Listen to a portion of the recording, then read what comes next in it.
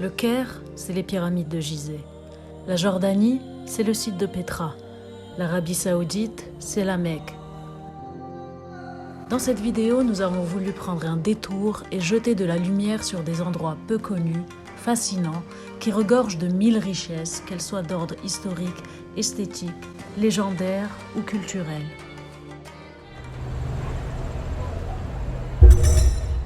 Avant de commencer notre vidéo, on veut préciser que dans les zones de guerre, de tension ou les zones peu propices au tourisme, on va présenter les endroits incontournables et plus ou moins connus qui attiraient le monde entier mais qui sont aujourd'hui malheureusement piégés et tapis dans l'ombre. On commencera donc par le Yémen, la Syrie et l'Irak, où par ailleurs certains sites patrimoniaux ont été complètement détruits et d'autres encore sont toujours menacés par les combats, les pillages ou encore la négligence. En espérant qu'un jour ils soient hors de toute menace et en espérant que dans un avenir proche, le monde entier puisse revenir profiter de ces trésors civilisationnels en toute quiétude et sérénité. Le Yémen était l'un des plus grands centres de civilisation du Moyen-Orient et son architecture est d'une spécificité, d'une authenticité et d'une beauté rares. Le Palais du Rocher, situé près de la capitale Sanaa, en est un de ses imposants et sublimes représentants. Perché sur une roche de 50 mètres de hauteur, il a été construit au XVIIIe siècle par l'imam Mansour. Il est composé de 5 étages, chaque niveau ayant une fonction précise. Au rez-de-chaussée vivent les animaux et un puits y est creusé. L'étage suivant est dédié au stockage et les autres niveaux reviennent aux occupants.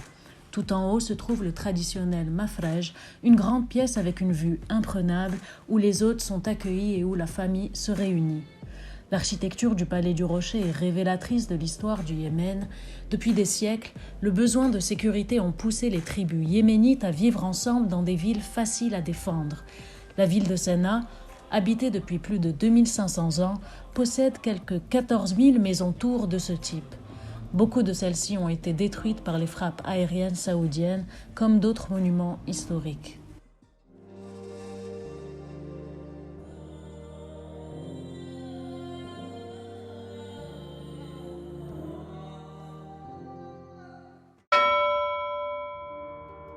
C'est un trésor de l'architecture militaire des XIIe et XIIIe siècles. Par la qualité de sa construction et par son état de conservation exceptionnel, le Krak des Chevaliers, situé à l'ouest de la Syrie, est la plus emblématique des forteresses de l'époque des croisades. Elle est considérée comme l'un des monuments les plus chargés d'histoire. Le Krak a été pris en 1099 par l'ordre des Hospitaliers de Jérusalem, venu reprendre par les armes la ville sainte, alors entre les mains des musulmans. Au fil du temps, le Krak des Chevaliers s'agrandit et se fortifie et continue d'accueillir soldats et pèlerins sur la route de la ville sainte jusqu'à ce qu'il devienne une forteresse gigantesque, extrêmement puissante. Elle finira par être prise en 1271 par le sultan mamelouk Beybars qui a amené par la ruse les croisés à se rendre.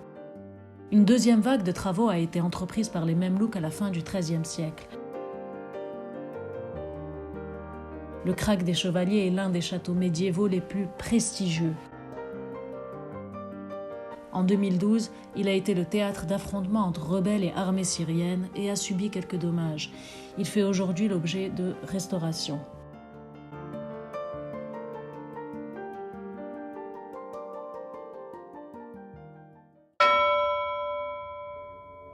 Chaque ville importante de la Mésopotamie se devait de posséder au moins une ziggoura, ce monument emblématique de la civilisation mésopotamienne.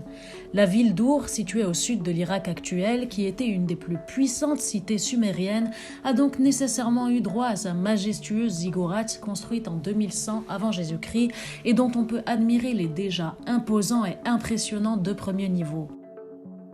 C'est tout un mystère qui plane sur ces ziggourats.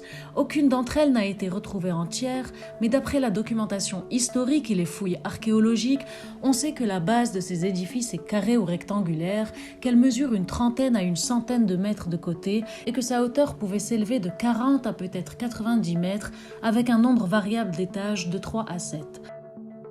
Si on sait qu'au sommet des ziggourats se trouvait un sanctuaire, les Mésopotamiens ont emporté avec eux le secret de leur fonction précise. On peut probablement imaginer que les ziggourats étaient vus comme un intermédiaire entre le ciel et la terre. Notons que l'épisode biblique de la tour de Babel serait directement inspiré de la ziggourate de Babylone, dont il ne reste plus que l'empreinte au sol. Aujourd'hui, une trentaine de ziggourates sont encore visibles, mais celle d'Our est l'une des mieux conservées aujourd'hui.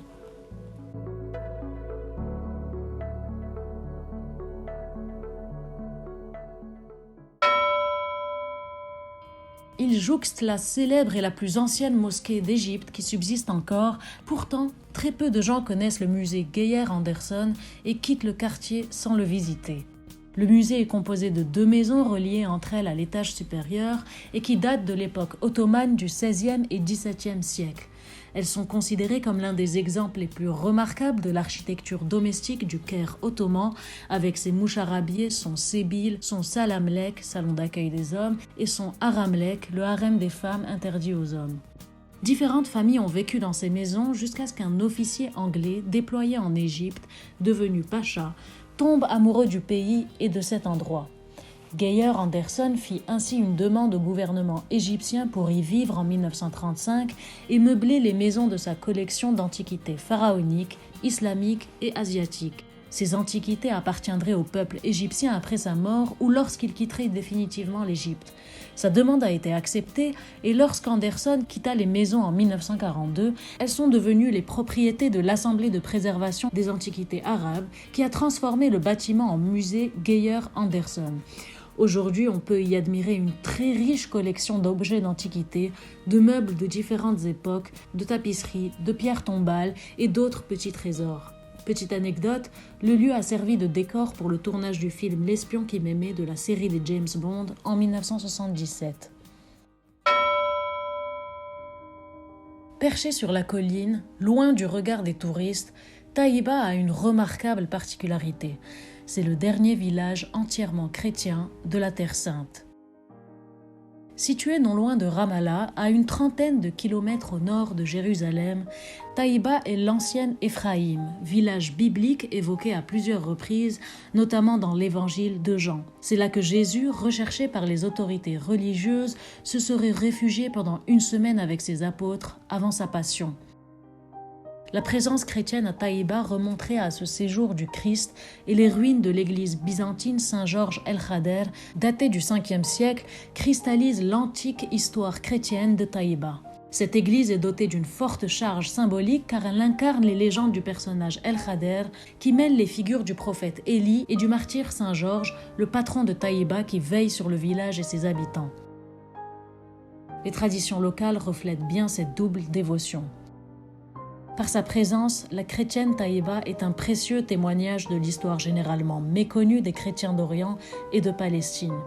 Aujourd'hui, seuls des petits groupes de pèlerins chrétiens viennent visiter ce village situé au pied du désert qui héberge quelques 1300 âmes. Pour la petite histoire, Taïba peut aussi être connue pour sa bière, la seule bière palestinienne et réputée pour être délicieuse. Depuis 2005, la famille de brasseurs qui l'a fondée organise d'ailleurs son propre festival annuel de la bière en son honneur.